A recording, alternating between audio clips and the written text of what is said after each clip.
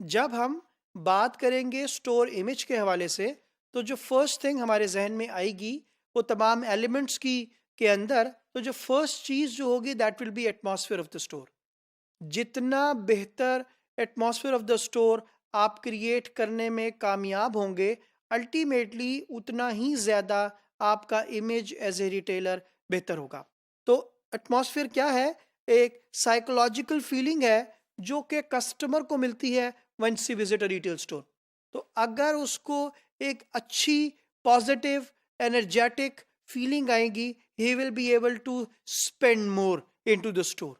और ये research studies कहती हैं कि if a customer is happy inside the store, ultimately he will be encouraged to buy more, he will spend more into the retail store. और अगर ऐसा होगा तो अल्टीमेटली रिटेलर उसका बेनिफिशियरी है।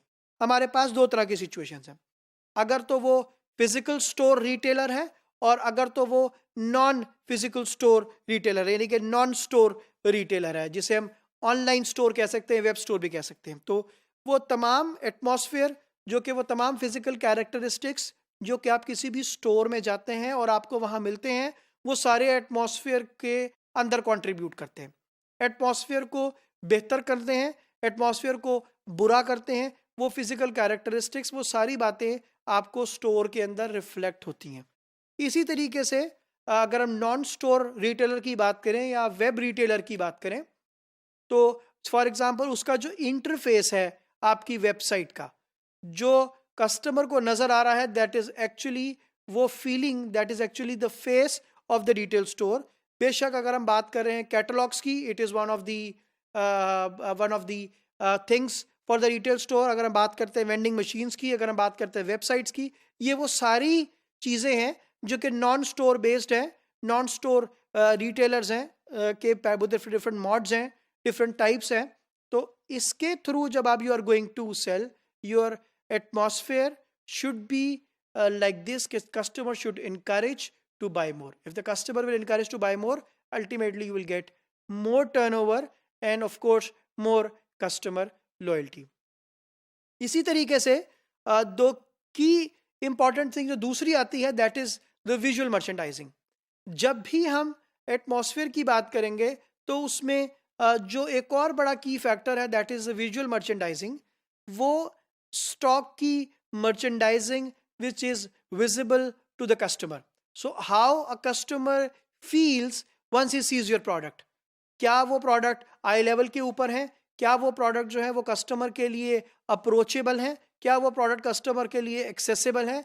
क्या वो तमाम चीज़ें जो एक उसको हेल्प कर सकती हैं, उसको लुक एंड फील दे सकती हैं, उसको टच एंड फील दे सकती हैं, वो विजुअल मर्चेंडाइजिंग का पार्ट है।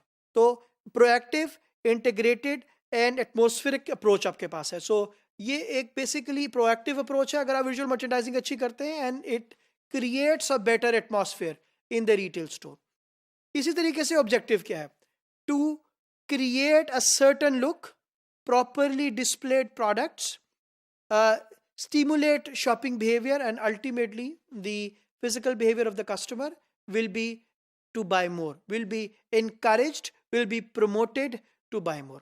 तो virtual merchandising की फॉर एग्जाम्पल मैं अगर आपसे एक एग्जाम्पल शेयर करता हूँ which is of the gap store, तो in the image you can easily identify that the products, for example trousers, for example the jackets or shirts are properly displayed, prices are properly displayed, how it will look like, is also displayed, so the customer should know that how he will look like once he will wear it, and then you will have the stocks available for the customer to buy it. So visual merchandising is one of the key thing which actually impacts the customer to buy more, which actually impacts customer to at least buy from your retail store rather than only seeing the store and then leaving the store. So the target of every retailer is to improve overall the atmosphere and ultimately also the visual merchandising. The more you will focus on visual merchandising, the more you will be able to have